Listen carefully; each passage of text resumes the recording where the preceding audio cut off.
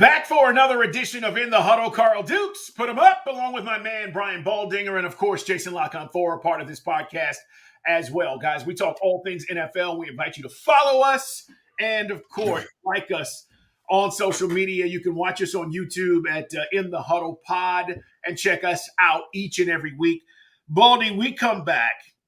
A lot of stuff has happened, man, and we got to try to hit on all of this here over the next 30, 40 minutes, but I want to start with the Steelers as an organization and then the moves that were made, because over the weekend we find out that Justin Fields ultimately finds a new home. He is going to go to the Pittsburgh Steelers for a 6th-round pick that could turn into a 4th-round pick if he plays 51% of the snaps, which is probably unlikely this year. So in essence, the Steelers got Justin Fields for a 6th-round pick. And Baldy, I don't think anybody thought that was going to be the case. When we started talking about this, it was a 2, it was a 3, it was a 2 and a future 3, a 6th-round pick. I think they stole him, Baldy. Look, last year at this time, Lamar Jackson was basically granted free agency. Go find a team. You can find a team. We'll come back. We'll match, whatever. Everybody said Washington, Atlanta, all these teams. They all said, no, we're fine. By the way, all those teams I just mentioned fired their coaches. They could have had Lamar. They could have had the MVP of the league. Right. Now, and I'm not saying that Justin Fields is an MVP, and I'm not comparing him to Lamar Jackson. But teams are going to regret. I mean, the New York Giants spent $5 million on Drew Lock to be the backup quarterback or the starting, whatever it is going to be. He's played a total of 5 games in the last 3 years. If you said to me, would you rather have Drew Lock or Justin Fields? I'm not even blinking. I'm going with Justin Fields all the way. So the Steelers, and by the way, the Steelers are getting Justin Fields on the 4th year of a 5-year contract. They're just paying him north of $3 million. They got Justin Fields and Russell Wilson for a 6th-round pick and Justin Fields contract and paying Russell Wilson $1 million. I mean, for less than $5 million, you get Russell Wilson and Justin Fields in whatever combination it's going to be. Right. Whatever it is, whatever Arthur Smith, Mike Tomlin wants to do, they can do. They've got flexibility. They've got a future quarterback in the fold. I don't know. I think the Steelers struck gold with both. I think both will be motivated. I don't know how they're going to split reps. If it's just Russell and Justin Fields now just a backup, I don't know how it's going to play out. We don't know. We saw all kinds of quarterbacks get hurt last year, all kinds of quarterback movement. All I know is I feel like the Steelers are in better hands now than they were at the end of the season when Mason Rudolph was the quarterback. They were winning 10 games, and they're losing a playoff game. Look, the owner came out and said 10-7 isn't enough. We have to win playoff games. So I think they're better at that position than at any point a year ago. I agree. And, Omar Khan, who's the general manager there, has done a really good job. Yeah. For me, I think Steeler fans need to look at this from this standpoint. If Russ doesn't work and Justin gets an opportunity and maybe he becomes the face of the franchise for the next 10 years, great, it worked. If Russ doesn't work and Justin doesn't work, you go back to the drawing board and it costs you nothing to take this risk. Yeah. So the big picture is, if it works, we're geniuses because we got these guys for little or nothing. And oh, by the way, Baldy, if Russ balls out, Steelers may go, we're not paying you. You can go somewhere else, but we're not going to pay you. But we still benefited this year because it's a make or break year for Russ. He still wants to show that he's one of the elite quarterbacks. So I just think it's a win-win from that standpoint for the value you got these guys. Now let's talk about the other side of this, which is Kenny Pickett. Now, from sources I've heard that he went into Tomlin's office after finding out about Russ coming. This is prior to the Fields trade, and basically acted up. He didn't appreciate the way it was handled, and he should have known. And it made me think, Baldy, back to Aaron Rodgers and Jordan Love when they drafted Love, and Rodgers was upset that they didn't tell him. And the difference is Rodgers was a Super Bowl winning quarterback and one of the best to ever do it. Yeah. Kenny Pickett has done absolutely nothing to demand anything. And then he goes in and basically acts that way. And Mike Tomlin says, we'll trade you because that's what you want. Yeah. Well, I mean, if all that is true, that's unfortunate because Kenny Pickett's at the stage of his career where he needs to compete, and he needs to compete to play. Like, just because you were the 20th pick in the draft, we've just seen these recent drafts where these quarterbacks haven't proven anything. Mac Jones, I mean, you just go through the Zach Wilson. I mean, they just got picked high and overdrafted is all they've done so far. I mean, and Kenny Pickett went out and competed. He's got hurt both years. He went out there. He got beat out. They went with Mason Rudolph at the end of the season. They went with the hot hand. If they thought then that Kenny Pickett was the man, they would have put Pickett back in there. But they weren't sure. And so, look, Philadelphia picked him up. And maybe it's a good spot for Kenny Pickett. I doubt it. They got a new offense in Philly that Jalen Hurts has to learn. Kenny Moore coming in. But so I just think, when you look at this, I just want my backup quarterback to be able to come off the bench and be able to win games for you. I don't know that you can say that about Kenny Pickett. But regardless, I mean, Jalen Hurts is going to take him as far as he can take him. He's going to need every rep. I think that's the way it's going to work. So I think Pickett got pushed out of town. I don't blame Mike Tomlin. Who needs this? Like we're here to win playoff games. We're not here to build a roster and placate people. We're here to go win playoff games. We're in there against the MVP of the league in Lamar, Joe Burrow, who could be an MVP if he stays healthy. Yep. Cleveland's collecting quarterbacks on their side. Over there, just signed another one yesterday. But regardless, that's what they're up against. And you better get great play from that position if you're going to compete in that division right now. I totally agree. And what's crazy is, as far as, Mike Tomlin and the Steelers, I talked a little bit about this, Baldy, and I want to get your opinion on it. I heard Russell Wilson say he was talking to guys in the locker room, right? And he was mentioning T.J. Watt and Cam Hayward, and he was talking about the guys and how cool it is to be now playing with these guys. And that's not what I was thinking. I was thinking, Russ, they're not going to put up with your BS. Yeah. They have leadership in that locker room. Cam Hayward will snatch you up and say, this is not how we're going to roll, right? I don't know if Denver had anybody in the locker room to do that for Russ, and that might be one of the reasons why he came in and did what he did. But this is a different situation. And to your point about winning and the tradition and the culture and playoff games, this is why the Russ thing might work, is because he has other guys in that locker room that will get him in check. Do you agree? Totally. Look, when he was in Seattle, they had those dudes. Yep. They had Earl Thomas and Cam Chancellor. They had Michael Bennett. They had guys that team was run by their defense. And Russell did what he had to do in order to balance that all out. He's got those guys. That's exactly what Cam Hayward is. He's the leader of that defense. TJ does his role, but his role is basically, I'll show you by how I play and how I practice. Sure. But they, the Steelers, and I was around Cam Hayward at the Super Bowl, they have like a smell test, they just smell BS. Right. They just, and to your point, Carl, they don't put up with it, and Steeler fans know they have the same test. Like, they've got 6. Look, as soon as you walk in the Steelers facility, the first thing you see is 6 Lombardis in a glass case. Like, you're reminded every day, this is the standard. This is the standard for being a Steeler. We want a 7th in that case. And if you have some other agenda, then you're just not going to stay there very long, And so, the flexibility that they now have with the quarterback situations, and basically spending $5 million on the quarterback. I mean, you go sign Patrick Queen. You could go out there and address certain needs right now. You go get Diontate Jackson at corner, And so I thought that the quarterback situation really kind of helped them. Now they had Pickett on a rookie contract, but they get Justin Fields on a rookie contract. Like, they're in great shape salary cap wise to do what they have to do, and who knows if they're even done making moves at this point. Yeah, and while we're talking about the Steelers, it's In the Huddle. Subscribe, like us again, and you can watch us on YouTube at In the Huddle Pod and follow us there. while we're talking about the Steelers, the other part of this, though, Baldy, is the stability, I think, also helps, right? Mike Tomlin's not worried about his job. And I think for a guy like Justin Fields, and this is kind of what was related to me, in Chicago, there was always this instability of, is this guy going to be here?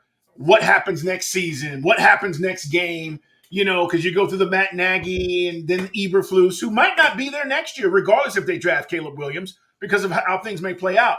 But the stability is also a big part of why I think that could be a good situation for Justin Fields. But I do agree with you.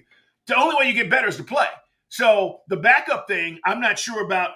And you mentioned Pickett going to the Eagles. I know you have great connects there with the Eagles organization. I don't want to question what Howie does, but it's like this one is a little bit perplexing to me. But if you need a backup, you need a backup. But it is all about Jalen Hurts, right? I mean, I'm trying to figure out like the thinking behind why the Eagles thought this might be a good idea, only because they got him for little of nothing.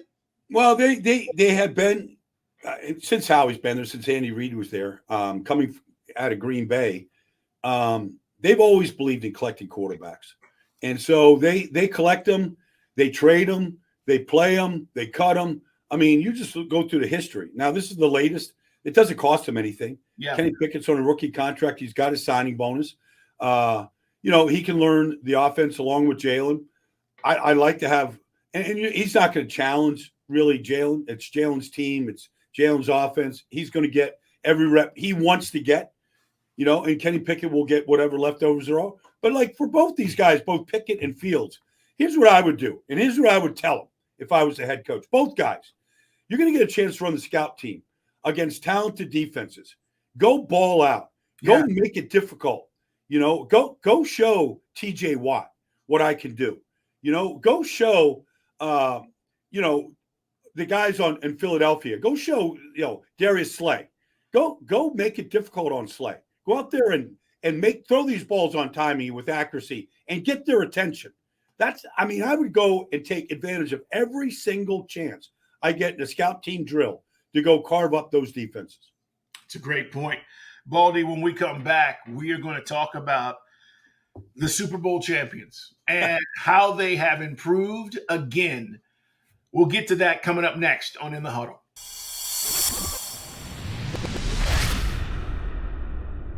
Carl Dukes, Brian Baldinger with you guys. It's In the Huddle, and we're talking about all things free agency. Yes, we're going to focus on the draft as we'll turn the page and start to really focus in on the players and the teams and needs, etc. But we're still reacting to a lot of the stuff that played out. So as signings happen this week, Baldy, all of a sudden the Kansas City Chiefs get a guy that can take the top off the defense, which is something they've been struggling with since the Cheetah left. Now, the irony is they still won 2 Super Bowls. But they know for this offense to be what it can be with Mahomes, they needed that guy. And they go out and get Hollywood Brown. I want to know what you think. Is this going to work? Because the first thing people said is, wait a minute, he wasn't that good in Arizona. Why are the Chiefs doing this? I actually like the move. I do too. I mean, I love it. I think Hollywood Brown can play.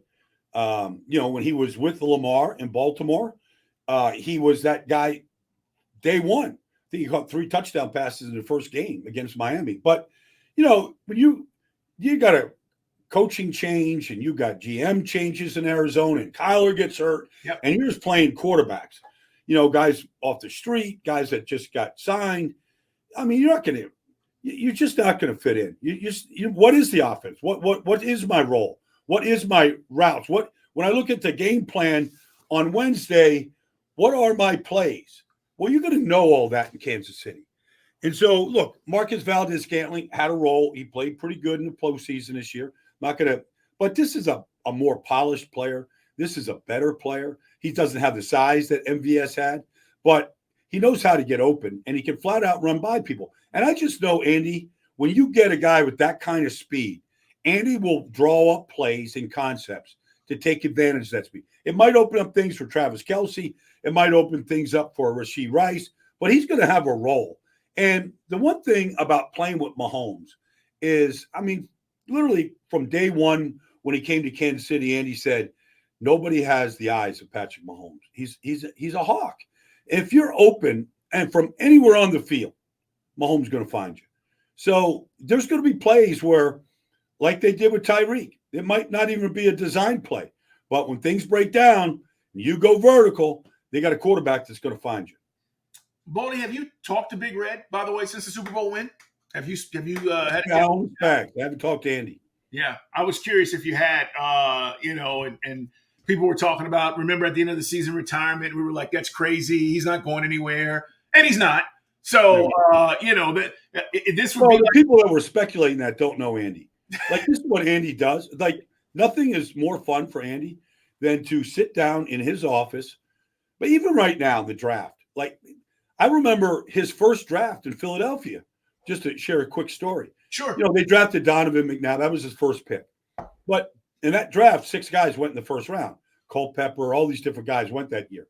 And I remember Andy, he had a VHS tape machine in his office. And every day he threw a different quarterback in the machine. And he'd just be in his office and he'd be doing his stuff and watching a play here, play there. Like, he loves evaluating players. Yeah. Brett Veach will come and bring him a player from, Valdosta State. And, Andy he'll take a look at it, and he'll see what he sees and he'll share his input. Designing plays, concepts, making sure Mahomes gets right. All the things. What do we do when we lose our Pro Bowl left guard? Okay, Nick Allegretti goes in. Okay, he's not the puller that Tooney is. So we'll take those pull plays out. Whatever. This is what Andy lives to do. And we see him on Sundays, but all week long, nobody has the commitment like Andy does. He doesn't play golf. He doesn't travel. Right. He doesn't he's got a house on the beach. He doesn't visit it very often. But I don't know. I never thought for a second Andy would ever step away. Yeah. And by the way, we know this. You love it. I love it. I've always said, what else are we going to do? Honestly. So what am I going to do? I read. I read all the time. What are we going to do? Sit on the beach and read? Play golf. To your point, I want to be immersed in this as we are, and I know Andy Reid, and that's why these coaches love doing what they do, and that's why they don't rarely give it up unless they're forced to. Baldy, while we're talking about receivers, Keenan Allen, the Chargers. First of all, let's talk about their situation, because for those of you who aren't aware, the Chargers were in cap hell. They had 4 guys who basically had $30+ million cap hits. Mm-hmm. They needed to adjust. So they release Mike Williams, Khalil Mack, and Bosa restructure their deal, all right, to give them some cap relief. And then they trade Keenan Allen, ironically goes and he's traded to the Bears. So there's 2 things that jump out at me here before you discuss the Keenan Allen move. One is if you're Justin Fields, you're going, dude, I never had this. I never had DeAndre Swift and DJ Moore, which he had for 1 year, but another guy opposite of him and Keenan Allen with that kind of talent. And it's kind of funny because that's the Bears. You see them setting this up for Caleb Williams. Yeah. But Keenan Allen said that the Jets and also the Texans were very close. And I'm sitting here going, if you're Aaron Rodgers, you're not trying to make that happen to bring in Keenan Allen? Like, we don't know how long Aaron Rodgers is going to play, but I thought that was interesting. He said both the Jets and Texans, but he ends up with the Bears, Baldy. Yeah, I don't know, if it came down to compensation or, all if I was Keenan, I'd want to try to get to the Jets, and play with Aaron. And, because he doesn't have – he's got Garrett Wilson, but, Keenan Allen – I remember talking to Keenan this year. Kellen Moore came in to be the offense coordinator in with the Chargers this year, and Keenan put up his best year. If you look at his numbers, the best – I think he had 108 catches. I think it was the best year he's ever had. But the one thing that he liked about Kellen was he moved him all over the place. Yeah. When he was – before that, he was a slot receiver, and he wanted matchups. He wanted a chance to, go win matchups inside and outside in motion. That's how they used him this year. And I would hope that Chicago would do the same thing with him. He'd be that move guy, the way we see Devontae do it and some of the other elite receivers in this league. So, but look, they've got it, Cole Kmet and DJ and Keenan and DeAndre. They've got some dudes, that have had success in this league. For Caleb to come in, the cupboard is going to be far from bare. And I would imagine that they're going to draft a center in this draft. It's a good draft for centers, and continue to build that side of the ball. Yeah, I do agree. They've got to continue to build up the offensive line, but that's a nice addition to the Bears' offense. And again, you may have a rookie throwing to you, and maybe the compensation was the difference. But I agree with you. I mean, I think if that was the options, even going to play with the Texans and C.J. Stroud after seeing him play last year, that might have been a very interesting option as well. But Keenan Allen goes to the Bears. We talked about Hollywood Brown. We've seen a lot of wide receivers. Diontate Johnson traded to the Panthers. What do you think about that move? Now, I think the Panthers have a lot of work to do, but, everybody's saying, can Bryce Young come back this second season and say, hey, I am worthy of that number 1 overall pick last year, and I'm going to show you guys. I still don't think the Panthers win a lot of games, but they got to be more competitive, and he has to play a lot better.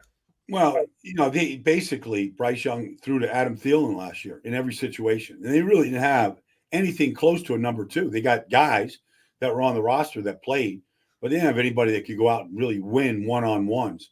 And so, Diontate has a chance to do that. I think he got a second contract in Pittsburgh, but he went through some phases where he had the yips one year. There were some things that they weren't crazy about on the field last year. And so, look, Pittsburgh will upgrade that position. It's great draft for wide receivers. Diontate will get a chance to, he'll play a lot in Carolina. He'll get a chance to, to get some targets that he wasn't really getting a year ago.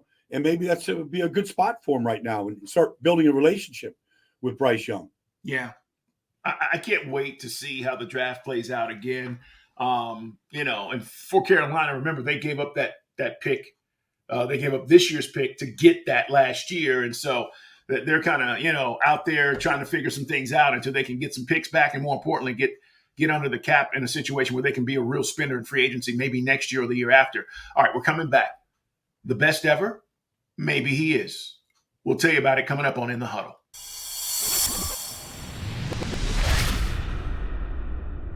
Brian Baldinger, Carl Dukes with you. Guys, something happened this week that I think surprised a lot of people. Maybe unless you knew Aaron Donald and when he came into the league and said originally he only wanted to play 8 years. That was his goal. He played 10, and he played 10 amazing years in the National Football League. Rookie of the Year, All-Pro, All-Pro, All-Pro, All-Pro, first team. You go down the list of accolades, and Baldy, you could debate that Aaron Donald is the best interior defensive lineman ever. I can't say that because I saw Reggie White, and you played with Reggie White, and I would never discredit what Reggie White was as the most intimidating interior defensive lineman ever. But I think this dude is 1A. And I think Aaron Donald, for the 10 years he played, saying, I'm done. He put out a great statement. Baldy, let's talk about Aaron and his impact and how damn good he was as he steps away from the NFL. Well, it's interesting you mentioned Reggie. Before I played with Reggie, I played against Reggie. And there's only a couple. But, it's LT, there's Reggie, there's Aaron. There's only a couple guys that have ever played a game where literally you come into your Wednesday meeting and you got your game plan. And the game plan was, how are we going to stop this beast? What are we going to do? Well, how are we going to protect our quarterback against this animal? And I'll give you a story. This year, the Eagles played the Rams week 5. The week before, the Rams played the Indianapolis Colts. So the Eagles are in there with the offensive line. They're in there with Jeff Stoutland, Lane Johnson, Jason Kelsey. They're all there. And they're watching the most recent game of the Rams and the Colts. And I'm getting text messages while they're in the meeting going, Baldy, did you watch Aaron Donald this week? Like what? He ruined the Colts offense, and he did. And the Rams won the game in overtime. And that's kind of what it was like. It was, how are we going to game plan so that he doesn't ruin our offense? And the Eagles came up with a game plan they had never done before. They said, Jason Kelsey decided, look, wherever Aaron Donald goes, he goes on a twist stunt, he lines up at end. Wherever he goes, I'm going. We'll figure out whoever's in front of me and whatever else. We'll figure that out. But I'm going to double Aaron Donald wherever he is. That was the game plan. Now, he didn't ruin their offense. In fact, I don't think he had a quarterback hit in the game. But that's what it was like every week. Sean Payton in New Orleans. I'll never forget telling the offensive line coach of the year a couple of years ago when they played Aaron Donald. That was Sean Payton spent more time at 2:00 in the morning coming up with a game plan to stop Aaron Donald. Drew Brees, they're all in the meeting late at night. That's what you had to try and do. And even with that, run, pass, like he could just blow your offense up. And nobody had a better skill set, an array of moves. And I remember, like, I'm sitting here studying all these defensive linemen now. The kid out of Texas right now, the kid out of Illinois. Like, I'm studying them all. I don't even want to mention their name because I'm talking about Aaron Donald. But I remember here 10 years ago watching Aaron Donald at Pittsburgh. Yeah. And people say, he's too small. He's going to get washed up. Yeah, he's got good moves, but size was never a factor. In fact, it made it a lot easier to draft Kalijah Cansey out of Pitt last year because of this. And not that he was comparing him to Aaron, but when he was at Pitt, he met Aaron. Aaron worked with them. You see a lot of the moves that Kalijah has now learned from Aaron. I'm good friends with the guy that basically trained his hand-to-hand combat that trains a lot of guys in the NFL right now. And, what we saw was the finished product, but you never saw, because as soon as the season was over, Aaron went back to Pittsburgh and he lifted his weights and he trained and he was relentless. And, the guy basically went his whole career without getting hurt, dominating the line of scrimmage. The numbers were the numbers. Defensive player of the year, you only got 3 of them. Probably could have been another one year. But regardless, he's the best what we've seen, in the last 20 years. And if you want to compare him to other guys, that's fine. He doesn't play that game. He'll let everybody else talk. But, it was one of those guys like Barry Sanders. 10 years, I'm done. I'm out of here. And that's exactly what Barry did. And there would be 31 other teams that might go chase Aaron going, hey, we could really make it easy for you, Aaron. We'll you don't have to practice, play together. But, he's got young kids. He'll be back in Pittsburgh. Probably won't hear much from him. Nope. Not going to be doing the media circuit, not going to be doing TV. He's been the same guy for all 10 years. Yeah. I said this the other day, and just to kind of put it in perspective, because everybody thinks they're going to play 12, 15 years, however long you want. Rarely does that happen. Yes. Rarely do you get to play as long as you want because something forces you out. But I said, Baldy, if somebody said to you, if you had a magic genie and they said, here's 10 years and you're going to get to play, what are you going to do with it? And it's almost like Aaron Donald said, I'll take this and run. Like, I'm going to take this and I'm going to give you 10 and I'm going to give you 10 incredible years. And I've always felt like, even in plays and games where it felt like he didn't have the kind of impact you thought, to your point, you still had the game plan for him. And I'll say this. I met there's a couple of coaches that coached him at Pitt. They told me a story. This was years ago. This is probably 5-6 years ago. That Aaron Donald was so dominant in practice that they'd have to take him out so that the offense could do work, so that they could literally work on what they were trying to work on, because they couldn't block him in practice. So they literally, for those of you who don't know, there are periods in practice. Baldy's been around it and done it his whole life. But, you got period 1, 2, 3, 4. You get to certain periods and you're working against the defense. And so they literally told me, like, for 3 periods of practice, go take a break.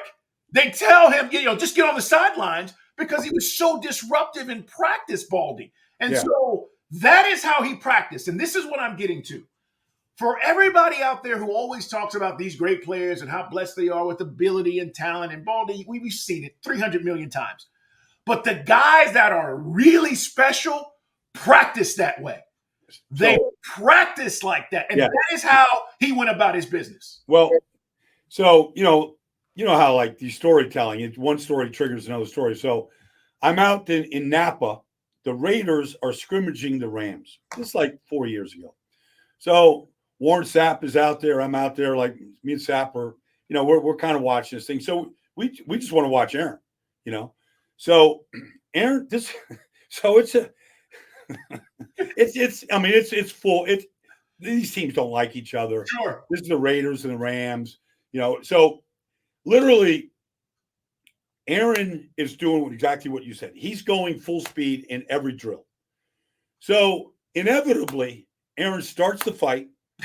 Aaron finishes the fight. And wherever Sean McVay was, he's watching his quarterbacks. He's on the offensive side of the field. He comes running. And with as much gusto as he can, he's trying to grab Aaron, nobody else, only Aaron, and pull him, trying to do his best to pull him away. This went on. I mean, I'm telling you, there must have been 5-6 brawls that Aaron was right in the middle of. He grabbed one face mask, just ripped it right off the helmet. I see Aaron at the end of this whole thing. I go, so I just say, Aaron, like, I just got to tell you, man, that was some display today. He goes, it's not a display, Baldy. It's what I do every day. Like, they want to, like, act up like that. I'm just going to, put them in their place. Yeah. I mean, it was unbelievable. Like, the amount of skirmishes. And Sean McVay's, like, the terror in his face that Aaron would actually throw a punch, right, do something to his hand or something like that. That's great. I mean, there's a million stories, with him. But I just do think there's something about, in any sport, guys that leave the party before the lights come on. Yeah. And before the party's over, and they just leave. They walk out. I remember my brother played with a guy, Art Still, who was a dominant player in Kansas City, and his goal was to literally take his helmet off, put it on the field, have his wife pick him up in the van with his kids, and drive off into the sunset, never be heard from again. And in some ways, Aaron talked about maybe after they won a Super Bowl 2 years ago, which was his 8th year. And I remember talking to him on the field that day before Cincinnati. Yeah. And I just reminded him, not that I needed to do this, but I said, this is your moment, Aaron. Like, there's going to be a time in this game when you're going to have a chance to take the game over. That's exactly what he did on that last drive of Cincinnati. Wow. And, he took the game over. And he has the rare ability. There's only a couple guys that know how to do it. Reggie did it. A couple guys that knew how to do it. Take a game over when the game was in the balance and it was close. It's my time. And that's exactly what he did in the biggest game that he played of his career. Yeah. And Baldy, you're right. We're not going to hear from him. Hell, he hardly did any media. I mean, let's be honest. He just didn't seek it out, right? Yeah. That just is not who he was. It doesn't make him a bad guy. It doesn't mean anything. It's just not who he was. He just wanted to go play and play. And so I agree. I think he'll ride off. And we'll see him in 5 years in Canton. And I remember real quick, Carl. I remember one time a couple years ago, I'm doing a game in Minnesota. Rams are playing the Vikings. He comes out of the tunnel. I see him. I come up to him. They had just played Seattle the week before, and he chased Russell Wilson all over the yard, sacked him 2 times. And I just jokingly said, Aaron, if you played Russell Wilson every week, they wouldn't wait 5 years to put you in the Hall of Fame.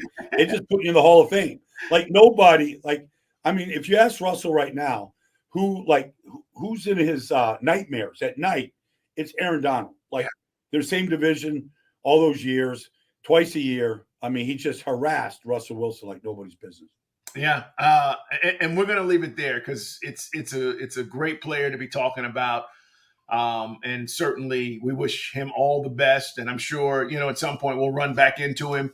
But first ballot, don't even debate it. Like, it's not even worth talking about. First ballot, Hall of Famer going in. Baldy, a couple other things happened yesterday. Chase Young signs with the Saints. Vander Esch, speaking of guys retiring, says his body's just not holding up for the Cowboys after 6 seasons, so he retires.